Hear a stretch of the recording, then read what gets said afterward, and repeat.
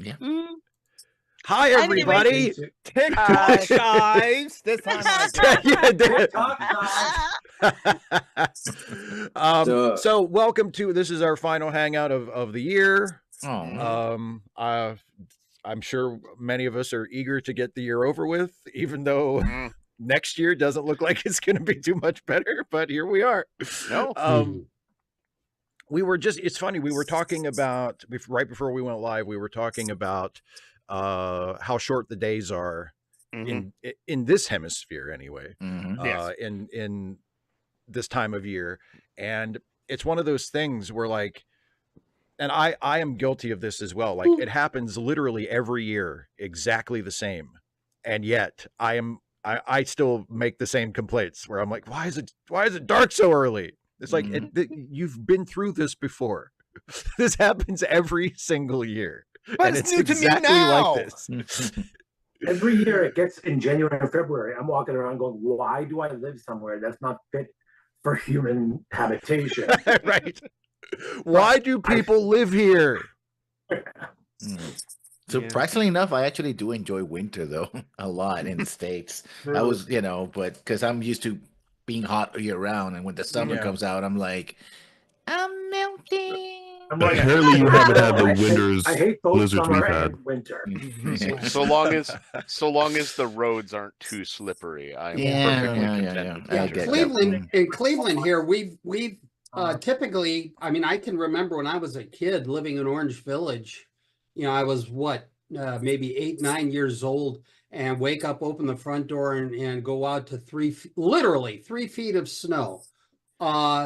60 years later, 60 plus years later, we have yet to have a serious, I mean, we've had a coating, maybe an inch if you're lucky, but we have not had a serious snow yet. Welcome to climate change. Yeah, really. That it's similar around here as well.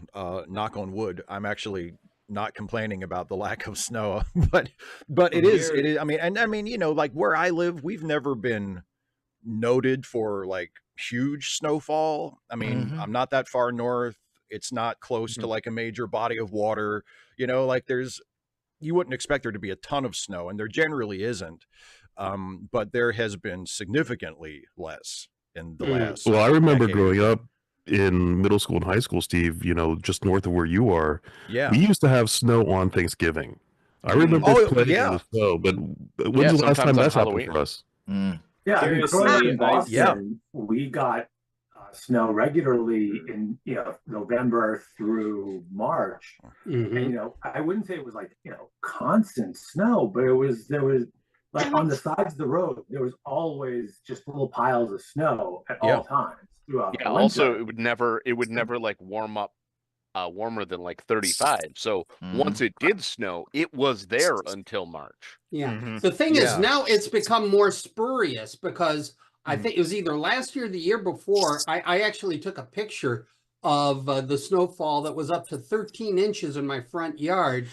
But the hell of it is, we can have that, and then maybe not even a week later, temps in the 50s. So there's a lot more noise online, if you will. So curiously, up here in Maine, we had a white Christmas for the first time in several years. I swear, most years we'll have snow like starting midway through December, and then just a couple days before Christmas, it's all gone. And this time it snowed just before Christmas, and even though it was pretty, there was a part of me that's like, something's not right here. This is how it usually goes. Snow on Christmas? I was in Boston for that same storm, and it was weird that there was that much snow, because they got 6 inches of snow in Boston. I don't know what it was in Maine, but it is, and I hadn't lived there in 20 years, and my girlfriend commented that it's good that you still know how to drive in this shit. I got used to all over the place visiting friends. I couldn't say no. Like, I'm going to stay in the hotel. I got used to 4 years of lake effect snow, which is, just every time it rains, it's going to turn to snow, and it's going to go from in Michigan, Lake Michigan, it goes from the dunes all the way inland, right? And it sweeps.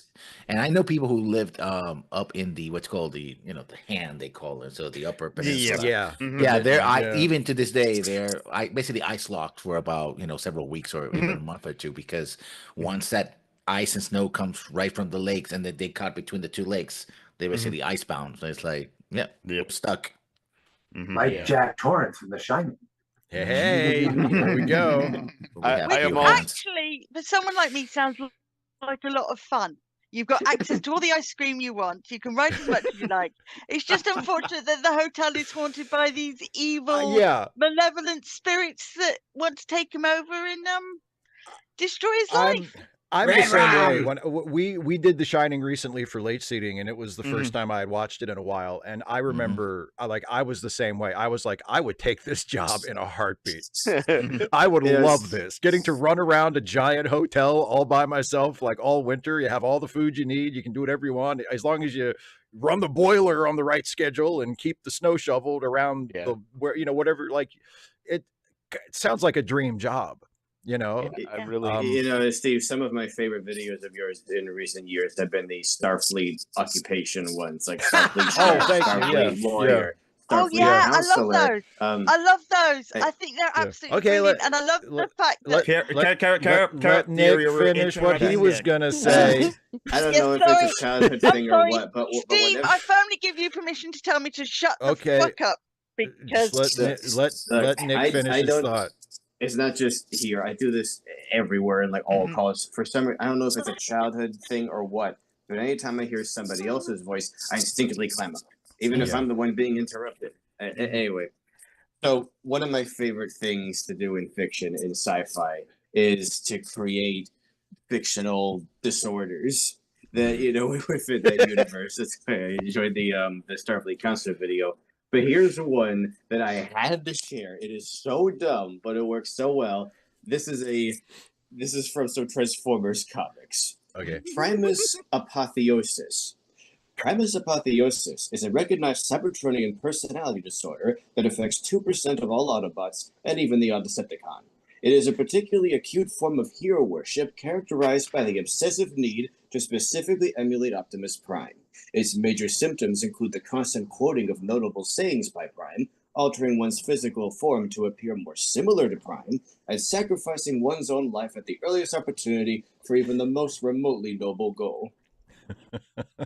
Dear, Geek is losing it. It's all right. I read a fan fiction recently where Tim Drake is such a Jason fan that when Jason turns up in the Titan's Tower to kill him, he's met with Tim greeting him with a tray of tea and saying, "Can you sign my Batarang? I've got a big cardboard cut out of you. If you could just sign it." And I know you want to cut my throat and sort of daub my blood all over the place, but could you just use a marker and a post-it note? And then I'll tell Batman that you came. And then Jason kind of going, "What the ever-living hell?" What am I supposed to do here? It's like Steve Martin in the Little House of Horrors when he comes on to or when Bill Murray comes on to him as the patient who loves the sadistic dentist, and Martin goes, "What? Are you a weirdo? This is not fun anymore." I gotta say, you're ruining it for me. I gotta say this, Steve. I gotta call you out. How dare you do that thing that you did in the last few? I don't want to spoil it, but there was a change in the last third, and I'm like watching. I was like, "Oh," and then I go like, let me go back a little bit. It's like, you mother! How dare you do that? Because because it was so subdued. And I'm like, "Oh, okay." So he's talking. Then I was like, "Oh no." Oh my heart! Oh no! Oh no! The next one, I think I talked about this in me and Dana's live stream that we did the night that video went live. I'm writing ideas for the next one of those now. I'm not sure when I'm actually going to do it, the next Starfleet jobs, but like I know what the job is, and getting a sense of who the character is, and I really want to focus on making the next one funny. Like, I mean, this one is funny too. It has jokes and stuff, but it also, you know, there's a point where it's not. There's a point where it's not really funny anymore, and I'm happy with how it turned out, and I'm not, you know, I'm not. I think it turned out very well, but I would really like for the next one to be funnier. So I'm focusing on, and I think the concept that I have for it will allow me to lean into the jokey jokes, and while hopefully still like having a point to make and stuff, but doing it in a funny way. Yeah. So anyway, Steve, as it comes to that, go ahead. Admittedly, I haven't been following that your Star Trek stuff as closely as some others, but I just an idea to throw out. Do we have a Star Trek janitor yet? That was the second or third one that I did, I think. Yeah, I think that lawyer first, then janitor. I'll have to go I think looking janitor for was it. the second. And I think if I had to pick a favorite, I think the janitor is my favorite so far. I think that's the best one because it's a good balance of funny and also attempts at being thoughtful, and it does something that I've tried to do in most of them so far, which is to I try as hard as I can to reference things outside of Star Trek and to avoid making specific references to stuff inside Star Trek, because I think Star Trek references itself way too much.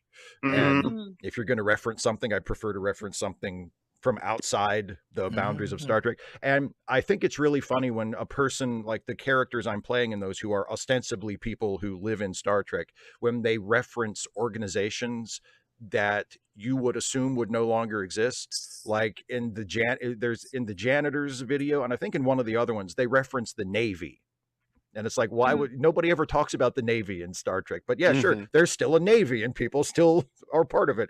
And the other one just is when they need ships in the background. Yeah, exactly. And the other one is the Space Force. I love the idea that the Space Force still exists in like the 23rd or 24th century, and it's like this separate thing from Starfleet that nobody ever mentions, and it's like the least important institution you could possibly imagine, but it's still there and it's still doing stuff for some reason. Well, one thing, if you've still got oceans, you must still have to have a coast guard. There are still stupid people that go out on the ocean. I mean, you only have to watch programs about the RNLI. The idea of there still being a Navy on Earth isn't that unusual, but you know, it's if never not mentioned. A Navy, then certainly like a Coast Guard or something like that. Which I mean, because I mean, with the ability to, you know, basically either transport or fly or whatever have you. But I mean, there would still be sports. I mean, you still have sailing, I would think. I think sailing would be a wonderful something to pursue. Man, can you imagine 24th century sailing technology? The kind of materials, the kind of sails, the kind of tactics you could use. It'd be amazing.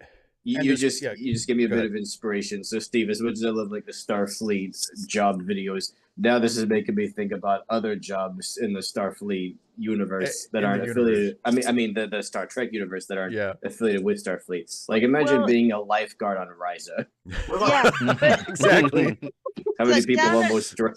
Down at Chatham Docks, they make ropes. They make the big, heavy tensile ropes that are on ships in our Royal Navy today. Yeah. And the buildings are massive. They're so long, and you can go in and actually watch the ropes being wound is the wrong phrase, because they're actually twisted, and they show you how they twisted gunpowder into ropes to make fuses and all the rest of it. So if you're thinking in terms of that, you have to think, well, how would ropes be made now? How would metal ropes be made? How would you have a sailing cruiser with not canvas sails, but any other metal wound into the canvas to make it less so the sails don't rip? And I have been on the receiving end of a spinnaker that's ripped, and it's not a pleasant sight. I think it was the only time my brother actually punched the helmsman in the face because he'd been such a prat. Actually, he used another term, but I'm pretty sure they're already Kelvar sails being used because because of the durability of Kelvar. Yeah. There's just one more thing I want to add about the earlier condition premise about the USS. Get a load of this. The Autobot Pyro was nearly killed by the Crucible during the Division massacre, but he was saved at the last moment by Optimus Prime. This would have a lasting impression on Pyro, who would consequently work to emulate Prime in any way he could, taking the Autobot commander's methods and ideals to heart, and even altering his physical appearance to more closely resemble Prime by sporting a red and blue paint job and adding a faceplate. He was diagnosed, blah, blah, blah. Thirdly, despite his dreams of a glorious death alongside Prime, Pyro was ignobly torn limb from limb like a pack of Decepticons at Garrus 9. Brutal. See, this is like how you make your fictional species feel real. You give them a religion, and you give them personality disorders. Totally. And then and you refer to these things offhandedly as though it's just an accepted part of the okay, so we've Russell and Isaiah have both had their hands up for a while, and I believe Russell wanted to talk about something Star Trek related, which is appropriate since we've been going on about Star Trek-ish things for a few minutes. So Russell, say your piece, my friend. First off, is my audio working? Yes, it is working. Yes, working beautifully. Awesome. Steve. Yes, sir. You can no longer hate Voyager. Picard is now the new enemy. Who? Picard. The new enemy. Yeah. Yes. Look, I am a huge fan of The Next Generation. Absolutely, me too. But Picard, oh my God, I'm having so much difficulty getting through season 2. With good reason. Season 3 was spoiled for me, so I know what's coming. Right. Yeah, I mean, I can't do it anymore. Well, you don't have to. Third season's supposed to be the last one. If it's become a hardship for you, you can. I mean, the good news is if you stop watching season 2 at no matter where you're at, if you just stop watching it, you're not going to miss anything. because A, none of it's any good, and B, none of it matters for the third season anyway. So it's not like you're going to start the third season and go, oh, I'm totally lost. I should have finished season 2. It doesn't matter. What the hell? The lore and before become one. Yeah, it's not a good. I mean, yeah, I think I've said. I don't know if I've ever said it in a video, but I mean, who cares? No, it's a worse. Picard's a worse show than Voyager. I don't think that's debatable. You could literally stop to make the point that Steve was making. You could literally stop it in season 2 at any point, mid-episode, mind you, and the story wraps. Just as well as it would. That's right. Because nothing happens, makes any sense. Nothing means anything. There are entire episodes where characters literally stand around in the same place and do nothing. I mean, it's the most fascinatingly bad television show I think I've ever seen. I mean, it's like because it's bad in such a a moment ago. That was what I was trying to say while muted. That was like literally saying, "We're back," and the audience is going, "We didn't need you back."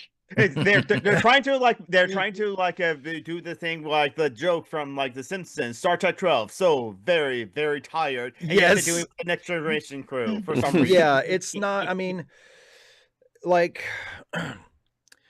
as bad as uneven, let's say, as season 1 of Picard is. It's at least got ideas. It's at least trying to do something different with the character. And I mean, I feel like in some ways season 1 of Picard has too many ideas because they're like, let's do Borg, let's do Romulans, let's do Old Man Picard, let's do artificial intelligence. Like, you know what I mean? It's like, and it's like, guys, you have 10 episodes. Like, pick something. Pick something. Picard season 1 is very Spider-Man 3. That's a good comparison. Season 3 suffers from very much the same issue, given the mid-season redirect. Yeah, but the thing about one of the frustrating things about season 3, which I guess I mean, by default, I guess season 3 is the best season of the 3. But it's still, I mean, like the first episode of season 3 and the last episode of season 3 are no shit 2 of the worst Star Trek episodes I've ever seen. Like they're both just absolutely awful. And but then the frustrating thing about season 3 is after the first episode, really for me, when me and Jason were watching it, once Amanda Plummer shows up. Amanda Plummer shows up, and even though I still don't really get why there's changelings in the show, because changelings weren't a TNG thing, and it's like a TNG revival show. But once I get past that and you just focus on Amanda Plummer's character, the thing, it starts to pick up. And you're like, oh, she's really good. And she's an interesting villain. And then with like 2 episodes to go, they're like, never mind. Yeah. Never mind that interesting original villain we created. She's done. Let's go back to this thing from 30 years ago that we have completely just wrung dry. Yeah. And we're going to do this again. I have one nit to pick as it comes to the whole interaction. Yeah. Yeah, exactly. I have one nit to pick, though, as it comes to that. Go ahead. How did the Shrike survive having an asteroid thrown at it? It's a tough little ship, you know? Yeah.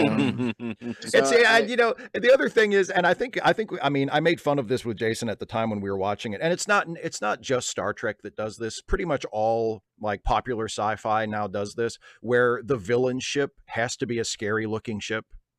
Like the ship looks like a bad guy's ship. It's got all kinds of points and angles, and it's like, ooh, it's a scary ship, you know? And it's like, if you look, because the one I always think of, like, if you watch the original Star Wars movies, you watch Empire Strikes Back or fucking Return of the Jedi, Darth Vader's shuttle that he flies around in, it's a normal looking ship.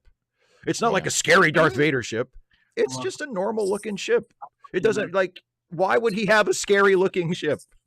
That's one thing that it's funny you bring up Star Wars, Steve, because it feels like today's Star Trek and today's Star Wars are just trying to compete with each other. Well, I mean, they are. So look, I want to say this is one thing that I do appreciate about the art direction of the prequels, because it casts the original trilogy in a new light. You notice how everything, especially on the Empire side, is so gray and blocky and bleak. Yeah. It's just this utilitarian, oppressive design language. Then you go back a few decades, it's like, oh, it turns out the galaxy used to be a lot more artistic. Their ships were more ornate and curvy and colorful and like more a reflection of the cultures they came from. And then the Empire came in and said, no, everything must be square and gray. Space brutalism, everybody. That is a good point. Okay, so like the art design is so on point in Star Trek so often, or Star Wars so often. Yeah. But anyway, the other one more point, and then I'll go to Isaiah. The other thing is, I mean, Star Wars and Star Trek are competing, and Star Wars is going to win. Because Star Wars has always been, I mean, as much as I prefer Star Trek, but Star Wars has always been way more popular than Star Trek. So if there's a competition, if there's direct competition between the two, Star Wars is going to win because it has a much more massive level of popularity than Star Trek has ever had. It also appeals to the basic denominator, which is the hero's journey. You have the normal person who is called to a quest or is given a magical artifact. I think she's locking up. And somehow forget the new warriors. We won't go to them. We won't touch them. But they're given a magical something, and then that leads them off onto, well, who's giving her this magical, or him, or it could be it, this magical something, and they have to go on this quest. It's the hero's journey, and that appeals to everybody because it's universal. I mean, it even works in weird Japanese ones. That's why Spirit way appeals to the Western audience. Well, and also, I mean, we can understand the other world, the idea of there being another world across the river, or you can. So that's why it kind of appeals. We don't appreciate all the mythology, but we can understand the idea of there being a different world or another world, and we can relate to it. Star Trek, you need to think. You need to think in things like errand of mercy. You need to understand that what you see is not what's actually happening. And it's not until the end when you realize that the whole thing is kind of a setup to make humans feel better. And the Organians really don't need this, and they could have a desert. But that would okay. So humans. I want to go to Isaiah because Isaiah's hand has been up for a while. So Isaiah, go anyway, for it. Oh, shut up. Yeah. Okay.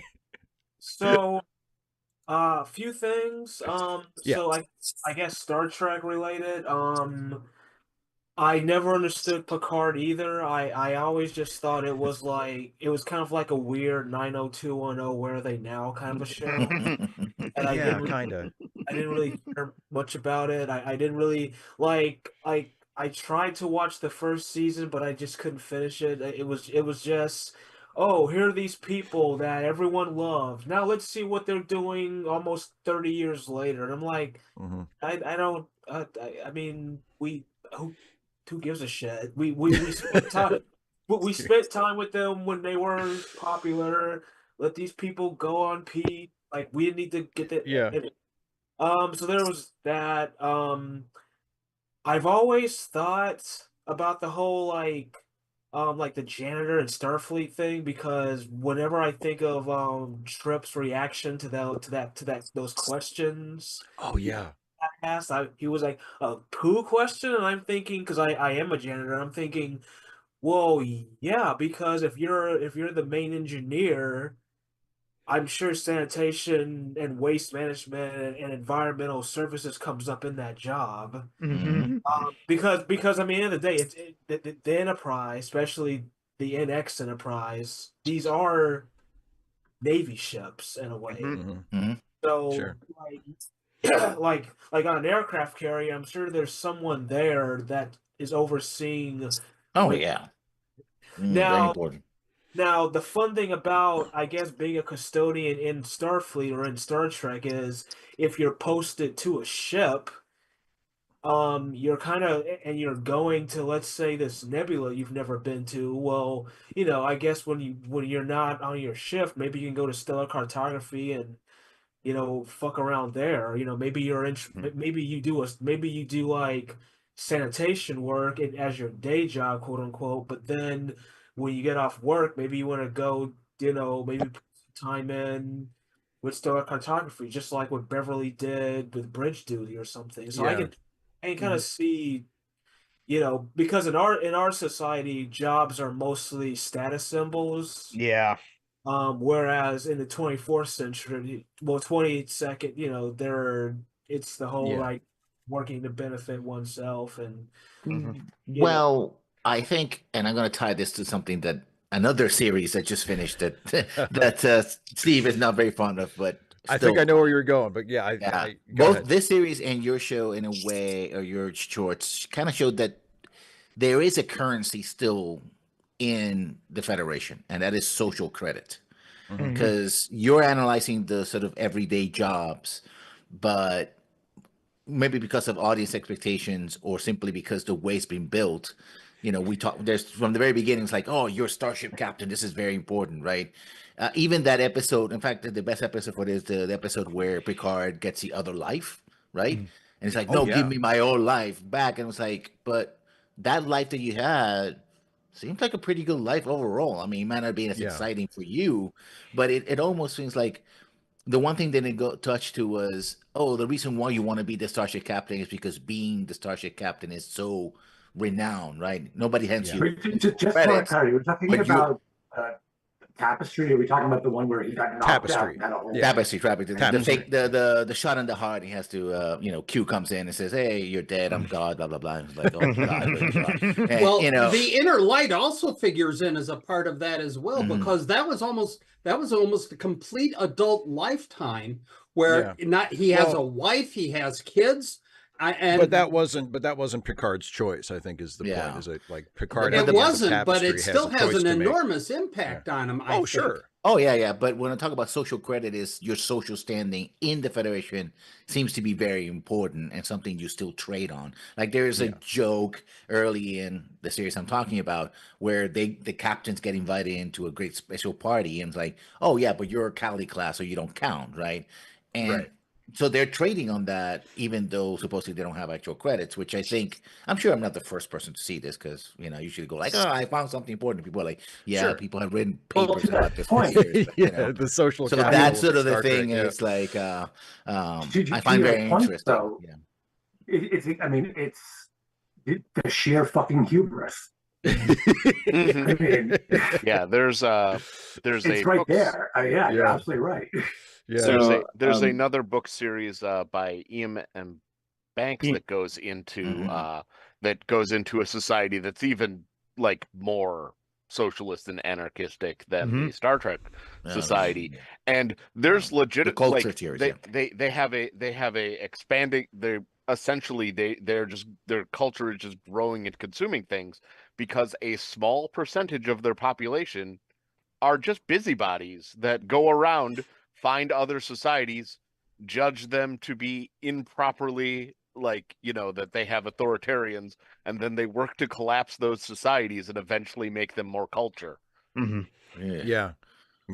Well, where I thought you were going with that, Raphael, with the references to Lower Decks, the veiled reference to Lower Decks, because I was thinking of it. I thought of it when Isaiah was talking about, thinking about like what it would be like to be a custodian on a Starfleet ship. To me, one of the annoyances that I had with Lower Decks was it's kind of similar to one of my key annoyances that I had with Voyager, which is that it doesn't take advantage of its premise, or what its premise supposedly is. The characters in Lower Decks are supposedly like, low-ranking officers who don't get to do the important jobs. But instead of actually engaging with that and writing episodes where they're able to tell stories and be heroes in their stories while doing the kinds of lower deck jobs that we don't see other Star Trek shows do, they just found reasons for them to just do what Star Trek characters always do. Like, and they're lower deck officers who just do what the senior officers do. But so it's a distinction without a difference. And if they could have, like the idea of, what if the hero of a Star Trek story was the janitor, or was like a junior member of an engineering team, or was somebody who had what is ostensibly an invisible and unimportant job on a ship? And how do you tell a story from their perspective that is true to that, point of view? And how would it be different from any other episode of Star Trek that was about, the captain and the chief engineer and, all of the senior officers? And that feels like a missed opportunity, to actually say, if they are really the junior people on the ship, like what would the story look like if it was actually told from that perspective? But I think the problem there is from a, getting a full 8, 10, 12 episodes. If you're doing things like shorts, like very focused, this is a very focused thing when we see these characters and they do a thing and nobody else notices or cares, but it's important to them. But to try to carry a whole series around it, I think that's the flaw if you're going to keep doing that, because eventually it's like, okay, so they're doing unimportant things. Why should we, the audience, care to keep going doing that, right? Because my biggest fear was that they were not going to, get out of being lower decks. Eventually, they would be something else. The characters wouldn't evolve, and if they have to evolve, they have to be challenged, and they have to prove themselves as officers. So eventually, they will trip over, doing bigger stuff, which means eventually they're not going to be lower decks. Right. So I don't think that's the thing that I thought, that it was unsustainable about the series, right? You couldn't keep these characters lower decks forever because I remember something that one of the shorts that Steve did as the chef, I think, and he talked about, his character had grown up in this kind of what in Scotland would be known as a one-horse stall. That is, you have a collection of small houses and maybe a small village shop, and you're in an isolated part of Scotland, and the only way you'll get anywhere is to get out of that place. And it's hard, and it's grinding, and it's miserable. And I remember thinking, this is what Eddington doesn't get. And everyone kind of looks at Eddington and thinks, oh, it's romantic and it's wonderful, and he's against Cisco. And he doesn't see that most people who farm, and I don't know about the US, but at least in this country, most people who farm, it's not happy, skippy, jumpy. It's bloody hard work. Right. If you're a livestock farmer, you have to rear the animals and kill some of them for meat. If you are if you grow crops, you have to harvest them and sell them. We look at Eddington and think, oh, he wants to get back to the land. And there's Cisco who goes, for the love of God, Michael, you've got, Starfleet has given you everything on a platter. I don't know where he grew up, but he kind of seems to have grown up in a sort of a reasonably well-off Starfleet colony. And he's going to throw over all this to rebel against Cisco?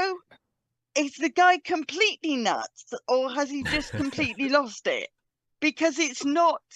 Everyone looks at him and goes, oh, Eddington's just rebelling against the status quo and it's wonderful. No, Eddington's a nutcase and doesn't realise. He also thinks it's all about him. That's a big, especially in his later appearances, they really make that point that, no matter how noble his intentions are, and no matter how noble like his larger cause might be, that he seems like he's in this very much for himself. I was gonna say, I am so frustrated by people's need to just see the same thing and the same characters over and over again. I get it. We're in a really stressful time, especially lately, and people want their pillow, they want their teddy bear, they want their comfort food. Okay, but anyway, I want to note one thing I did appreciate in a movie I saw earlier this year, that new Indiana Jones Dial of Destiny film. I did appreciate that, like, every Indiana Jones has a fist fight, and even Kingdom of the Crystal Skull had a fist fight, and that was already the one where, oh, he's getting a little old, can he still do this? And he won that one. This one, he starts a fist fight and he loses almost immediately because he's in his 80s. He's too damn old. He can't do this. And I appreciate that they acknowledged that. They didn't have him like pull something out of his ass. Anyway, okay. So aside from that, I appreciate when sequels jump so far ahead that the entire original cast is dead or fading into the sunset. This is why I would love if, like, Star Wars had a next generation sort of setup where we jump 100 years later or 200 years later. They Maybe did. What? Sorry, they did actually in the comic books. Yes, I know, but I mean, but those don't count. I mean, if they made a movie or a show like that now, for sure, where the Empire is a distant memory, and people maybe hear about the Jedi and the Death Star and Vader, and like, oh, those were all just. That was all made up. Those are just stories made to scare children. I would like that kind of setup where they would just be forced to have a whole new cast and a whole new galaxy, basically. Because most of my favorite stories growing up, no matter what series I was following, were ones that would take place across multiple generations and multiple eras, and you would see, how the world would change. But if it's a whole new cast and a whole new galaxy and all that stuff, why bother even pretending to say that? Well, this is the Star Wars environment. To me, it's about showing. But just for my cynical self, I just have to say we can't do what you're suggesting, Nick, until Harrison Ford passes away. Just because of how much it pisses him off. Okay. Just let me give an example of how this kind of thing can work. So.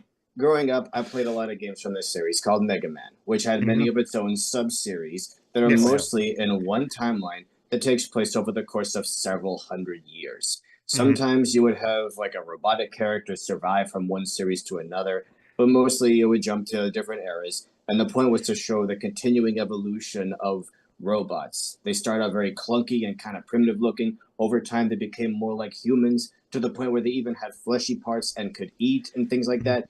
And the humans, meanwhile, were becoming more robot-like. They were becoming cyborgs to the point where you could barely tell humans or robots apart because they were so alike. And eventually, they both give way to something called carbons, which are engineered in a way, but they're basically human. And it's just fascinating to see, their world continue to change over the generations. And I would like something Star Wars related to do something like that. Like maybe show a new Jedi Order that's a bit more spiritual and not the stuffy bureaucrats that they were in the days of the Galactic Republic. I'm sure that some people have learned lessons from past stories. I mean, that's Next Generation. You think about it. Literally, the last thing that happens in Next Generation is the character who's playing McCoy, DeForest Kelly, handing over to Data and saying, going like, "Oh, this is not my Enterprise, but it's a nice ship. If you treat it well, it'll give you what, right?" And people are like, "Oh no, it's bad Star Trek because these people are not, they're not Kirk." It's like, who cares? It's good on its own. It's good on its own, right? It stands or it falls on its own. Nick, have you been watching Skeleton Crew? I unfortunately have not. I am completely burned out on Star Wars. Yeah, I watched one episode of Skeleton Crew, came to the conclusion it was a kiddie show. Oh, not no, my listen, cup of chai. I mean, if it's not your cup, of tea, that's fine. But I mean, and it doesn't do it doesn't do what Nick is asking for in terms of like the timeline. It takes place in the same general parts of Star Wars fictional history that most of the rest of it does. Yeah, but it is such a good show, and it's so refreshing because I mean, unless they totally blow it in the last few episodes, it's like the best new Star Wars thing, at least of the Disney Plus stuff, since like the first season of Mandalorian for me. I mean, it's then I'll give it a so watch. good. It's so good. It's like there's it's Star Wars. There's Star Wars stuff going on. You hear mentions of like Jedi and the Empire and stuff, but for the most part, the story has nothing to do with any of that. That stuff is just kind of background. It's just sort of stuff that's floating around that characters are aware of, but it's all original characters. It's an original story. Has nothing to do with the rebellion or the Empire or anything like that. It's fun. It's an adventure story. It has a cast of incredibly likable characters and interesting characters, and every episode so far has just been a breeze to watch. And I am surprised by how much I have liked it and how much I have looked forward to the new episodes. And even though it's not, let's see what happens further on in the history of this world, like you're talking about, Nick, it's in terms of story, it's that kind of thing. It's like, it's not about the next chapter in the Skywalker saga. It's not about anything. It's not directly tethered to any. And it's its own story. It does not reach the dramatic heights of Andor, but it is it's a much more grounded story, and it's more approachable. And I'll give it a chance. It feels like after like the first or second episode, the thought I had was, this feels like Star Wars. Like the original Star Wars. It's an adventure movie. It's pulp sci-fi adventure. And I was like, man, I mean, cause I've liked, I loved Last Jedi. I really liked the first season of The Mandalorian. I liked The Acolyte. I didn't love it, but I liked it. And I had my problems with the pacing of Andor, but I appreciated a lot of what it did and what it tried to do. And I respected, what it was of trying to tell its own story and not rely on, fan service and references and stuff. But Skeleton Crew so far of all the new stuff, it feels the most, in terms of tone, it feels the most like the original Star Wars to me. And that's been nice. Okay. I'll give it a watch. Steve, one thing you mentioned about the Last Jedi, I watched your video about like how, that had its own ideas, which I still prefer as well, Rey being a nobody. And then the next movie is like, nope, forget all that shit. And how like that doesn't ruin The Last Jedi for you, because when you're watching The Last Jedi, you're able to tune out that other stuff and just focus on the work itself. And there's just this part of me that was thinking, well, yes, Steve, but you're not supposed to consume media like that. You're supposed to think about it as part of it. Oh my goodness. I know. Unfortunately, pop culture does encourage us that we have to consume every part of a media and see how it all fits together. And you have to consider everything holistically at all times. I also think, like, sorry, there's just one last thing I want to say. So when people say that something gets ruined for them, I think it's an authorial intent thing. They think, well, the people who made this wanted me to adjust this media this way, so I am obligated to do so. I must consume this media on their terms, and that makes it hard for them to separate things. I think that's the mindset. I think a lot of it is just like, I mean, because a lot of the comments from people in that video that you're referencing that I made, a lot of the comments from people who disagree with me, they're saying things like, well, I knew I wasn't going to like it.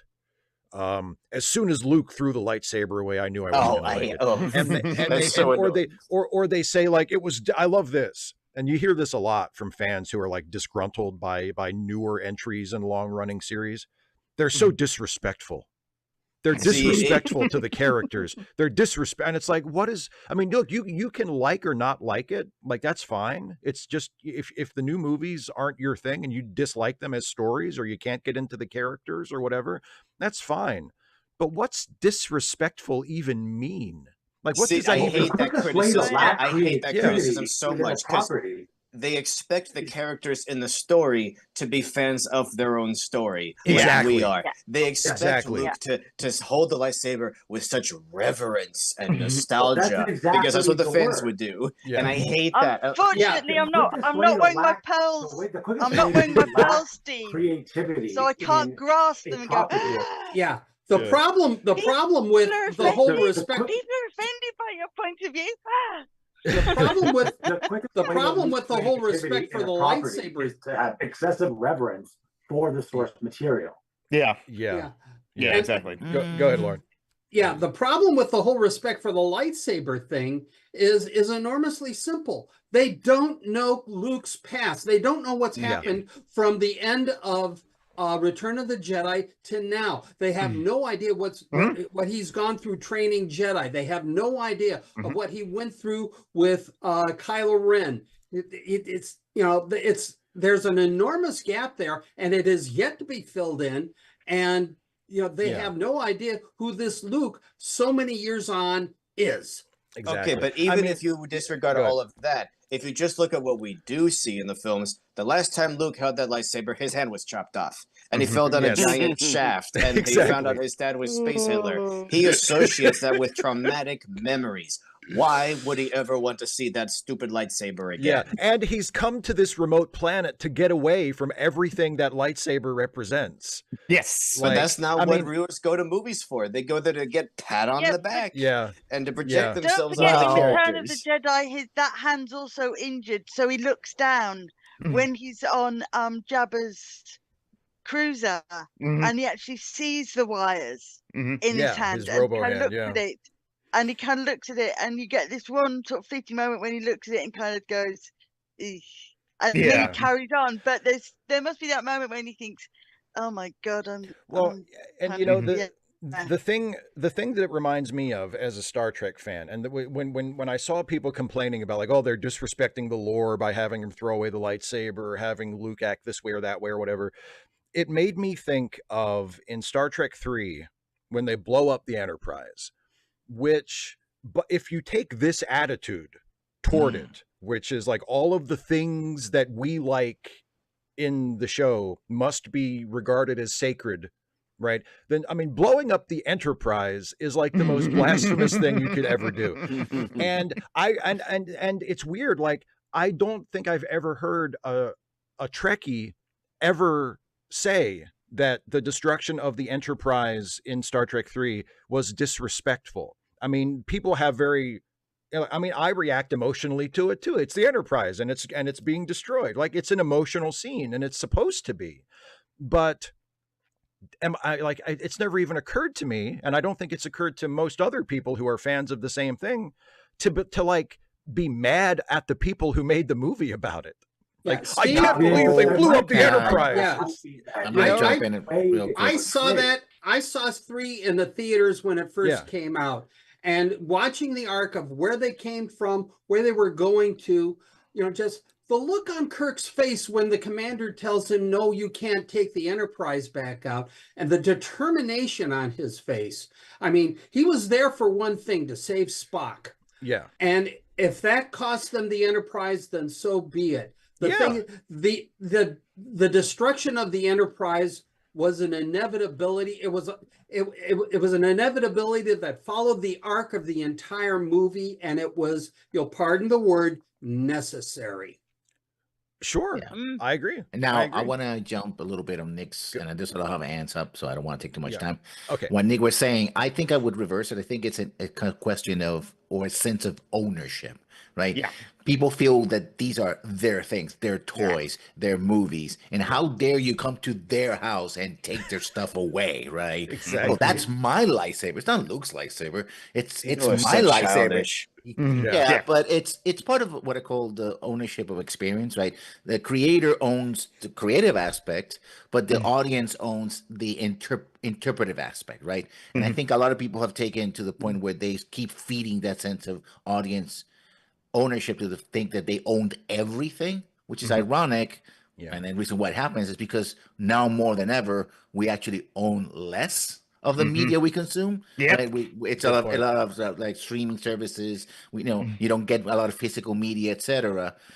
So the more people feel that they don't have economic ownership and control over the actual media, like this is my disc or something. It's shockingly how apropos the word franchise is here. Yeah. And so they now get this more metaphorical ownership. Like, how dare you change something like my childhood, which is mine, and you can't change it? How dare you do that? And it's like, no, there's your interpretation, what you think something is, there's the actual object or media, and then there's all other stuff. You're part of the cycle, but you're not the entire owner of it. There is, to know. And it is, there's the I mean, like, nobody can ever take away your interpretation and your kind of enjoyment of the thing. Like, no, so if you think, a lot of it is like, people seem offended that they weren't consulted. Yeah. You know what I mean? It's like how dare they have Luke throw the lightsaber away? Nobody asked me if I wanted him to do that. And it's like, you understand, you can like whatever you like for whatever reason you like it, and that's completely fine. And that's yours, and it's always going to be yours, and nothing outside of yourself will ever change that, right? That's yours. That's your private thing. That's your private experience with that thing, and that's yours to keep. The problem really is fandom and fans being spoiled. When I watched The Last Jedi, you want to know what happened in the theater when Luke threw his lightsaber away?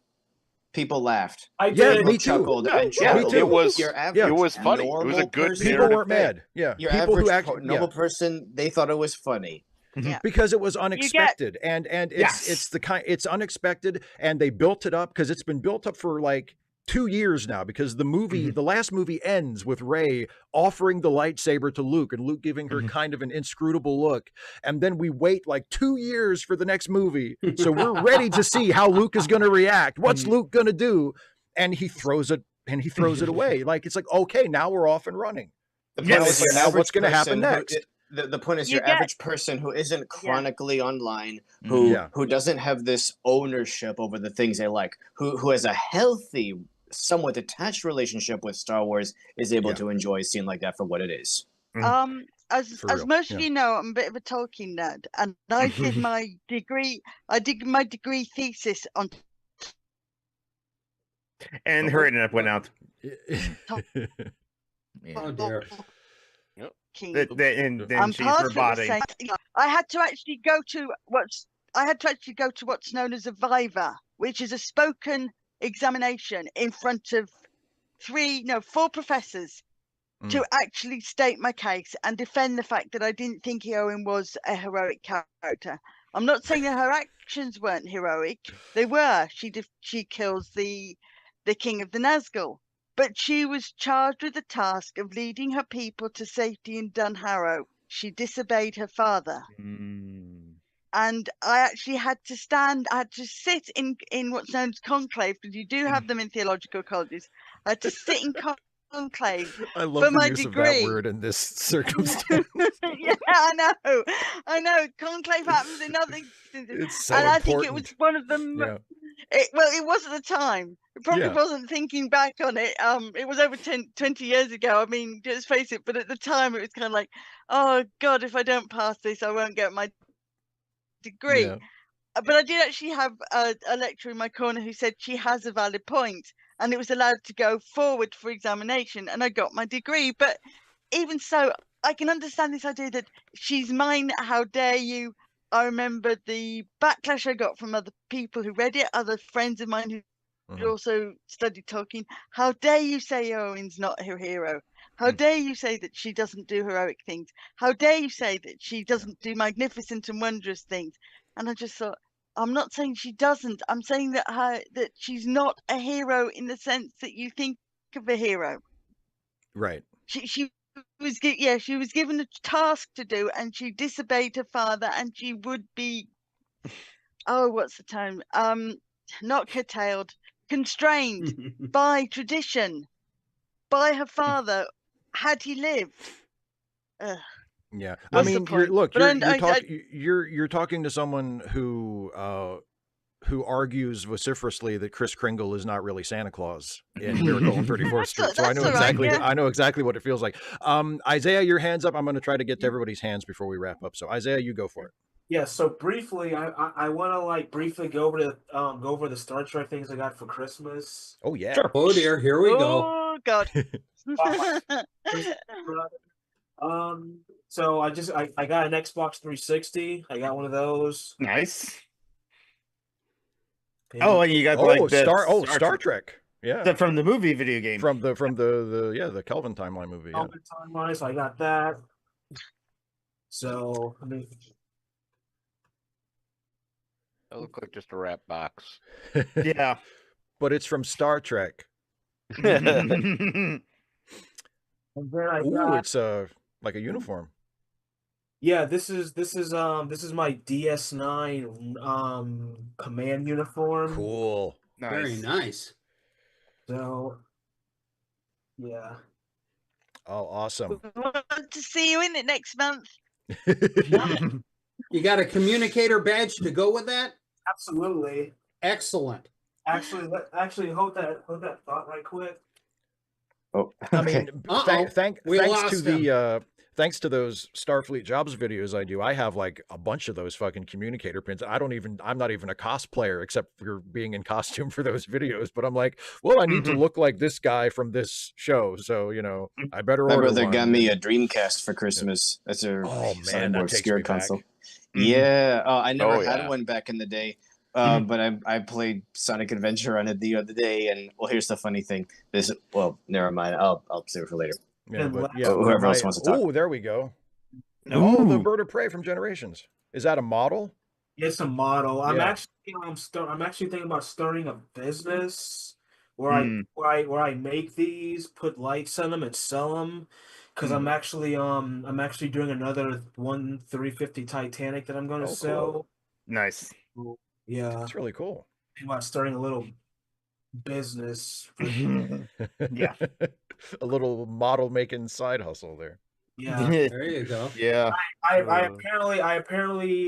always lament that I wasn't born yet to work on any of the Star Trek movie sets where they made. Yeah. So yeah. What do you call it? You should offer all of your Titanic models with a tiny little crushed thing with the ocean gate. That's the best. That's the best accessory. That might be too close to the edge. A little pile of like plastic sticks to just put next to it. Well, or a door that's clearly big enough for two. Yeah, that is clear. Mythbusters proved it. They both could have been on the door. Did you have anything more, Isaiah? No, I was saying, but whenever people first of all, obviously Jack had to die to tell the story. The story had to go a certain way. Yeah. I don't get when people get that. It's the same people who got mad about, Contact ended and all we got was her seeing her father. It's like, did you watch the movie? Did you understand? That's what the story's about. Yes. Yes. I think both of them would have likely have died because that water was like, in the in the 30s, the air 30s. So like, literally in like 15 minutes for both of them. Yeah. Anyway, I mean, and like, what kind of a story? Fun thing to. What kind of a story is it? What kind of a story is it if like they both survive the wreck and then they just kind of break up a few months later and then that's I mean, like that's not dramatic. What, you mean social classes weren't a thing in the Edwardian era? Yeah, really. All right, if only Jack had survived, they would have lived happily ever after. I'm sure they would have. Yeah, sure, of course. Okay, Russell, go for it. Okay, so real brief, I want to go back because we were talking Star Wars versus Star Trek. Please. Steve, I've already asked you this question. Geek, I've already asked you. I asked my boss this question because I know he's a fan of both shows, and my sister, who's also a fan of both shows. You guys all concluded that you liked Empire more than Wrath of Khan. My question to you, Steve, is why? I love both movies, don't get me wrong. It's Wrath of Khan to me has the best interaction character-wise amongst the original crew members than the series or the films. Maybe I'm overstretching it, but I'm curious why Empire lands better for you. I think part of it is Empire feels like it has a larger scope artistically. Not so much the scope of the story, but artistically. I mean, it's it's drawing on inspiration from, just like the original Star Wars, it's drawing on inspiration from movie serials and samurai movies. And now at the point that Empire was made, everybody kind of knew, okay, we're doing 3. So you have the it's the middle episode of a trilogy, and there are certain creative choices that are made because of that.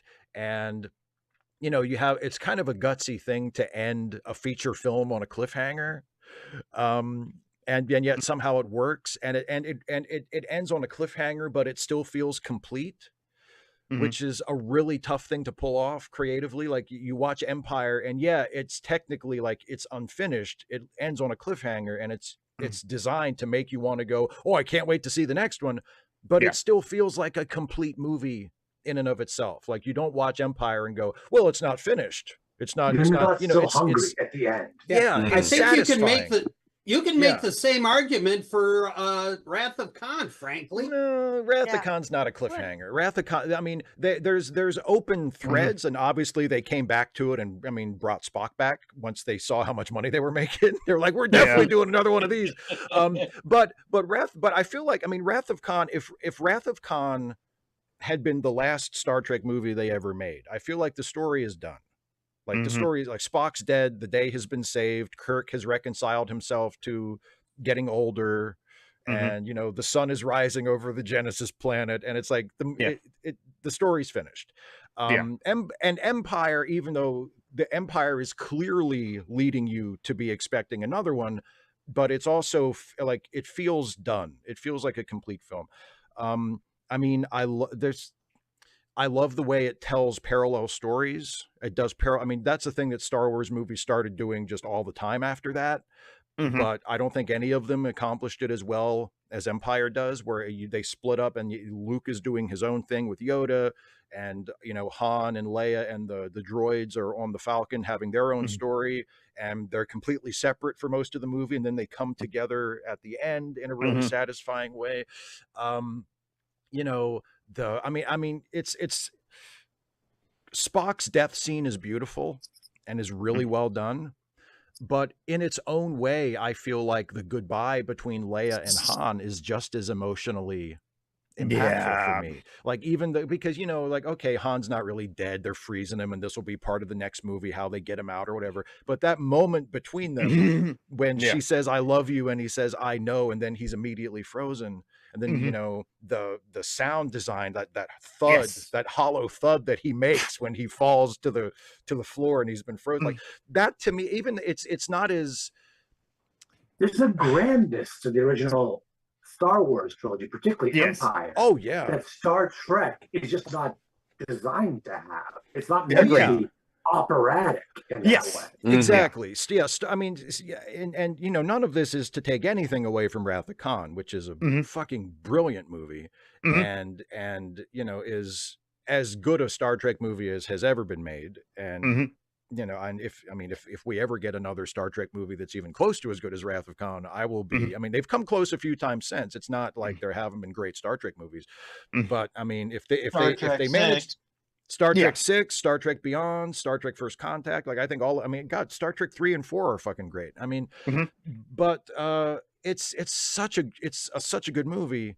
But I mean, as a fan of both things, Star Trek and Star Wars, and as a fan of movies in general, I look at Empire and I think, man, this is like, that's one hell of a movie. It's one hell of a movie. And not just one hell of a Star Wars movie or one hell of a sci-fi movie, but it's I think you're hitting on it right there. As a Star Trek, I think Wrath of Khan hits a lot better as a Star Trek fan than relative to a non-Star Trek fan. Yeah, Empire hits everybody, and then if you're a Star Wars fan, it hits you even harder. Yeah, I do think you can watch Wrath of Khan and get a great film out of it, but but the differential between being a Trek fan and non-Trek fan is greater. I agree there. Yeah, and it's just So that's what I would say. There's just both are great, but Empire is. Takes a lot of concentration to have two parallel stories, and I know I've tried. I've tried writing a story where you have one group of people and you have another group of people, and you have to get them together at the end, one way or another. And you're doing. I mean, I've had timelines and bits of paper on boards. I've had my husband come and go, "Are you all right?" I go, "I'm perfectly fine now. Go away. Leave me alone. I'm plotting my story." Hey, Steve, thank you. I appreciate your input. And if she's going to go on a Tuesday, it doesn't work because he doesn't get there till Wednesday, so she can't be there on a Tuesday. To which he kind of looked at me with this look of kind of, oh my God, she's just lost it. And I'm kind of going to back out the room very quietly. The other thing is, there are plotting challenges, but the other thing with Empire is both parallel stories are equally interesting.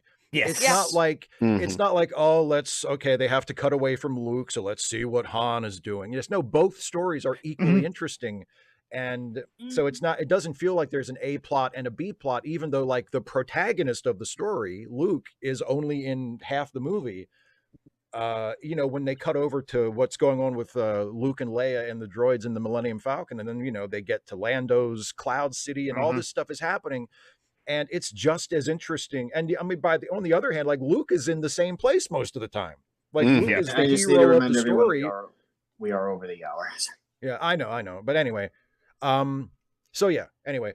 Geek, your hands up. Go for it. Yeah, so wish I could spend more time on this as well too, but the spiel, charity links off page, and also here's give money to Phoenix, here's give money to Joanna. I'm going to just I will give money to one of them or both of them. Phoenix says I should not charge up my credit cards and go further into credit card debt on their behalf as well too.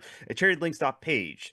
I will post that link soon, so when Phoenix said they don't want me to go into debt on her behalf, I said, okay, that's fine. I'll just go into debt for Joanna's behalf. So yes, just and don't forget Joy Firelinder and all the other people in charity links that page. Because the only way we can end poverty as well too is end capitalism, and that's not gonna happen anytime soon. I'm aware of that. Charity links that page, and I'll post the rest of the links to the plugs for everything else. But please, someone also still regularly give money to them, so like I'm not going into much credit card debt, which I don't care about anyway.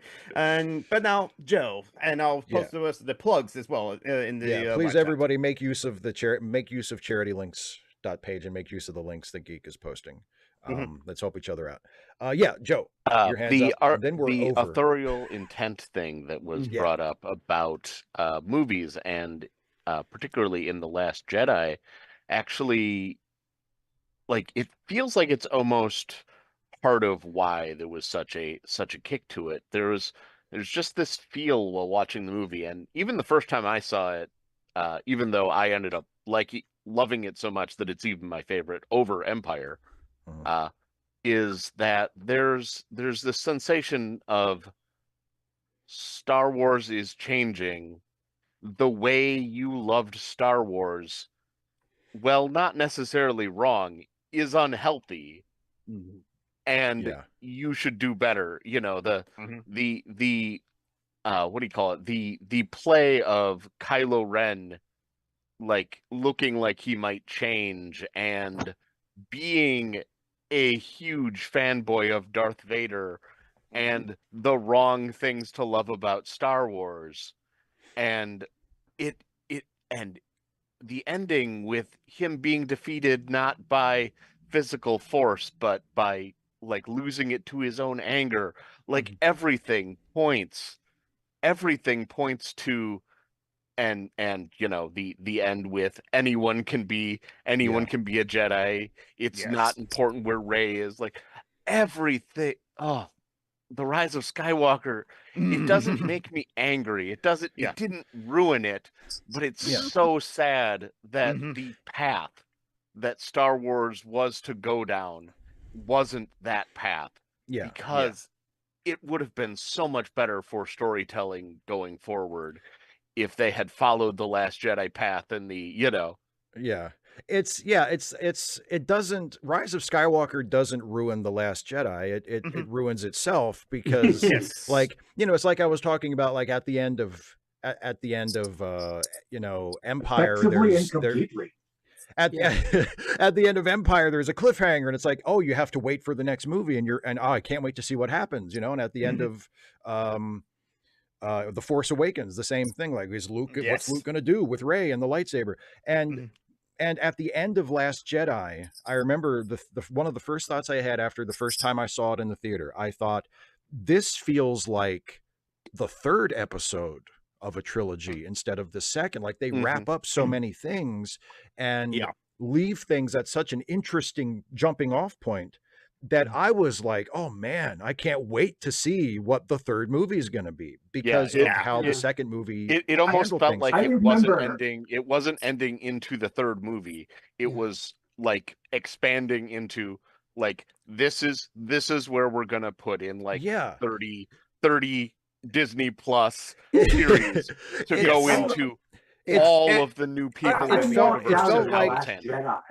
And then they come up with the utter absurdity. They come up with the utter absurdity of bringing back Palpatine. Yeah, well, that's the thing about the ending of. Go ahead, C-Mac. Yeah, I was just gonna say my experience of The Last Jedi. I remember walking out of the theater, and I think having a similar but different reaction to some of these people that hate it so much, which was that I walked in and I texted my best friend. And I said to him, I don't know if my childhood just died or if I saw the best Star Wars movie ever. I mean, it was me too. So it's like sad, it's like both. But it was effective. Yeah. Yes. I watched the first Rey movie, as I always call it, with my mum, and she loved the first Rey movie. I mean, she was suffering from dementia at the time, so. I kind of watched them with her because it was probably the last few months I could sort of stay with her. And I remember looking at it thinking, and the bit where she's trapped in Kylo Ren's fortress or whatever the fuck it is, and she tells the stormtrooper to release her. And I remember I looked at her and said, how the hell did she do that? She's had no force training. She's had no, she's had no training to manipulate. She's not like Obi-Wan. She's a natural. To the stuff. Yeah. Well, and she's that's a Mary like, Sue. Well, no, she's not. She's not a Mary Sue. But I mean, the fact that she is, I mean, that the movie is aware of that. Like the movie isn't having her do, force stuff without being trained and then expecting the audience not to notice it. Like it's an intentional part of the story.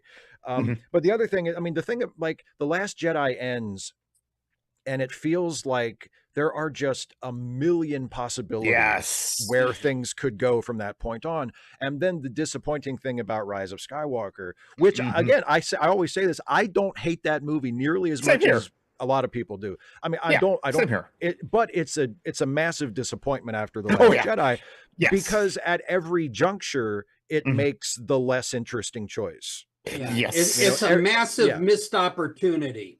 Yeah, it makes the safe creative choice at every possible, branching off point. And after a while, that just gets tiring. It's like, okay, you're going to play the safe card every single time. Okay, Yeah. But anyway, it's like this Doctor Who special, and I watched this channel. And that is like maybe like a page. They were saying it's going to be the blood. She's going to be the bloody star over Bethlehem, isn't she? And I watched the last 2 minutes because I was waiting for Wallace and Gromit. And what about what she was? She was the bloody star over Bethlehem. Yeah, she was the bloody star over Bethlehem. Yeah. And I remember I wrote on their webpage and on when I sent them saying, "Yeah, you called it, guys. Damn it, you called it. It was the bloody star." Yeah, and it's. I mean, sometimes when a story is doing something like that, you sort of hold out hope, like, well, maybe they just want me to think that, so that they can double cross me, and then I'll really be surprised by subverting expectations. And then when that doesn't happen, it's usually, for me at least, it's usually disappointing. It's like, I thought they were foreshadowing this so hard. I just was like, no, that can't be where they're going. And then that's exactly where they're going. And you're like, oh, okay. That's why I love Arlington Road so much. Fantastic suspense movie. Oh yeah. That plays up that it's gonna have the traditional ending and then just doesn't. Yes. But anyway, time to wrap it up. So, how can we the people on the 26th of January come to this next one? Well, yeah, that's true because we do this every month, and we do it on the last Sunday of the month. And if this looks like fun to those of you who are watching, you can at least have a shot at joining us. I usually lock this after there are 13 of us, so it's kind of first in the door. But if this looks like fun to you and you would like to take part in this, it's open to patrons and channel members of any level. So you can go to patreon.com/Steve Shives to become a patron, or you can just click the join button on the YouTube page and become a channel member. And at any level of support, from $1 a month on up to whatever you choose to give to support the channel, you can potentially become part of the show here once a month. And I give anyone who joins, including Steve, permission to tell me to bloody shut the hell up because other people want to speak. I mean, I know I interject. I was going to say, when you're creating worlds, I had this problem when I was part of the writing group. He'd created this wonderful world where you had the poor people at the docks and the rich people up in sort of the hills. And I said, you have to have a middle ground. You have to have a middle ground where the people who got really wealthy from the docks are moving again towards the mountains. They're not in the mountains. And he looked at me and said, but that wouldn't happen. I said, it bloody well does happen in most societies. Hell, people move away from the docks because they've. All right. It happened in England. We're being dragged far afield. For some reason, Sorry, I'm not. yes, I know. I'm sure it's fascinating, but it's the end of the show. So anyway, happy. I hope everybody had a happy holiday. I hope everybody has. If you have holidays yet to celebrate, I hope you have a good one of those. Have a happy New Year, and I will see you a whole bunch of times. But we as a group for this kind of thing again, we'll see you again at the end of January. Yeah. Yes. So, hey, Steve, this Friday, Ask Away? Yes. Yeah. Yes, indeed. This Friday, Ask Away. As scheduled. Okay. All right. That's it, everybody. Thanks for watching. We'll see you next time. Bye.